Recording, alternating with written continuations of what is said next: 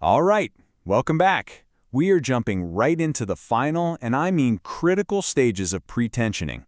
In this explainer, we're going to break down sections 5.3.12 all the way through 5.3.20 of the TM-101 manual. My goal here is simple, to make sure you're feeling confident and ready to ace your level 1 and 2 exams. Let's get right into it. So here's our game plan for today. We're going to start with making sure our forces are spot on. Then we'll walk through the actual tensioning procedure step by step. After that, we'll talk about debonding, and I've got a huge exam tip for you there. Then we'll cover the safe way to release all that force during detensioning, and we'll wrap it all up with a few special cases and how to protect the final product. First up, force corrections. You know, this is a core quality control concept you have to understand. The calculations you do are a great starting point, but the real world, it throws a few curveballs. As a QC tech, your whole job is to account for those variables, to make sure the force you think you're applying is the force the strand is actually feeling. So what kind of things are we talking about here? Well, think of this slide as your mental checklist for the exam. You've got things like live end chuck seating, right? That little bit the strand pulls into the chuck. You've got friction in the jack itself, big temperature swings, any movement in the bed, and of course, using your gauge calibration data to make those final, tiny adjustments. Now, friction isn't always a huge deal, and it really depends on your equipment. If you're using those lightweight, single-strand jacks, it's usually so small you can ignore it. But if you're working with a big, multiple-strand system, the friction from all those heavy moving parts can be pretty significant. And this is a key point, so listen up. If you even suspect friction is eating up some of your jacking force, you have to use load cells. You gotta verify the actual force hitting those strands. Okay, let's get to the main event, the final tensioning process for straight strands. This is it. This is the fundamental, step-by-step procedure that you absolutely need to know inside and out. I can pretty much guarantee this is essential knowledge for your certification. And here they are, the 7 sacred steps of tensioning. First, apply that initial force to get the slack out. Step 2, mark the strand right at the chuck. That's your 0 point. 3, bring it up to the final force, and you're controlling this with your gauge. 4, release the jack, and then measure your net elongation. Now the verification part. 5, compare what you measured to what you calculated. 6, make sure everything, pressure and elongation, is within tolerance. And last but not least, step 7, you record everything. This process, it's your best friend on the plant floor and definitely on the exam.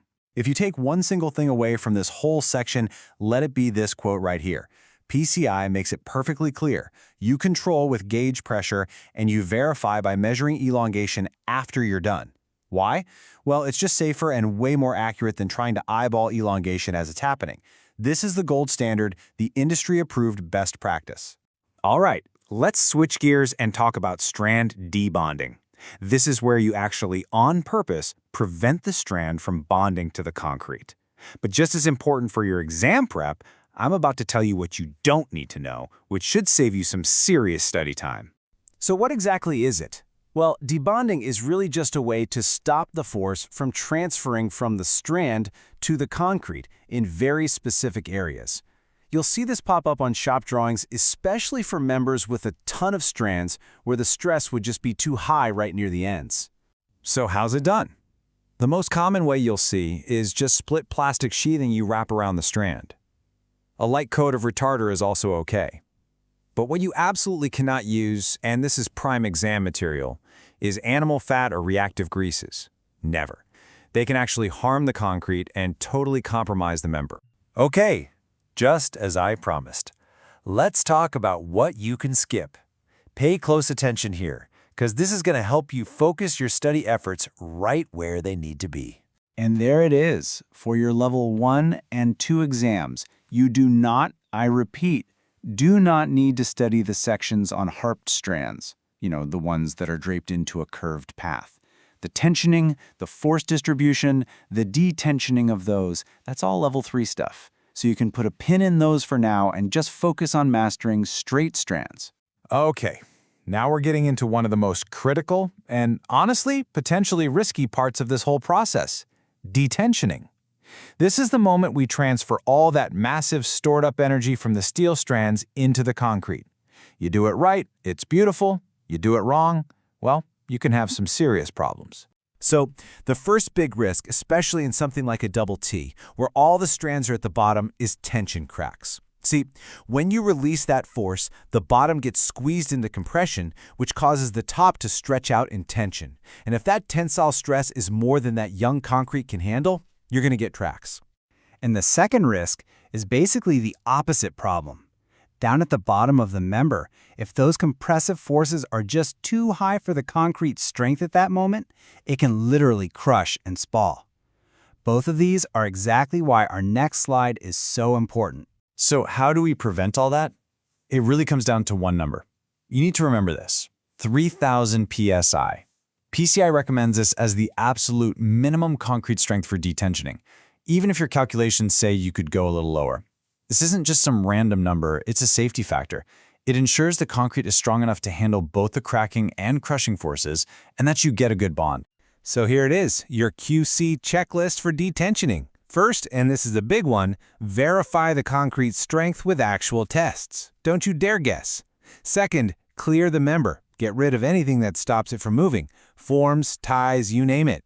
Third, you have to detension symmetrically to keep the member from bowing.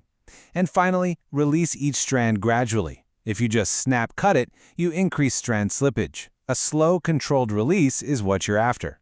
We're in the home stretch now. Let's wrap up with a special case that you will definitely see: dry cast hollow core, and then the final finishing touches that make sure the product lasts for the long haul. I want you to think about this for a second. With dry cast or zero slump concrete, what do you think is the #1 thing a QC tech needs to be worried about during detensioning? What's that key concern? Did you get it? The answer is strand slippage. Because the bond in that dry mixture concrete just isn't as strong as it is in wet cast, there's a much greater chance for the strand to slip a little as that force is transferred. And guess what? As the QC tech, it is your job to measure that and record it. And here's how you do it. It's a really simple but vital little procedure. Before the cut, you mark the strand and you measure its length. We'll call that L1. After the cut, you remeasure it to its new position. That's L2. The difference, L1 minus L2, that's your slippage. And this data absolutely must be recorded and sent to the engineering department. And finally, the very last step. For any member that's going to live its life outside, exposed to the weather, you have to protect those strand ends from corrosion. You've got two main ways to do it. Either you cut the strand back a little bit into the concrete and patch the hole, or you cut it flush and then apply a specified protective coating. The drawings or your plant's own quality manual will tell you exactly which method to use. Okay, let's do a super quick, rapid-fire recap of the key stuff for your exam. Ready? Always verify and correct your forces. Memorize those 7 steps of final tensioning. Know what you don't have to study, no harped strands. Respect that 3,000 psi minimum release strength, always. And for dry cast products, your mantra is measure and record strand slippage. Got it? So, I'm going to leave you with one final thought, a little scenario to really test your knowledge. Imagine you've tensioned all your strands. Everything looks great. But before you can detension, a cold front rolls in and the temperature plummets 30 degrees. Based on everything we've talked about, how would that affect the force in those strands and the final product? And what QC checks would suddenly become your absolute top priority? Think it through. Applying these concepts is exactly how you're going to master this material for your certification.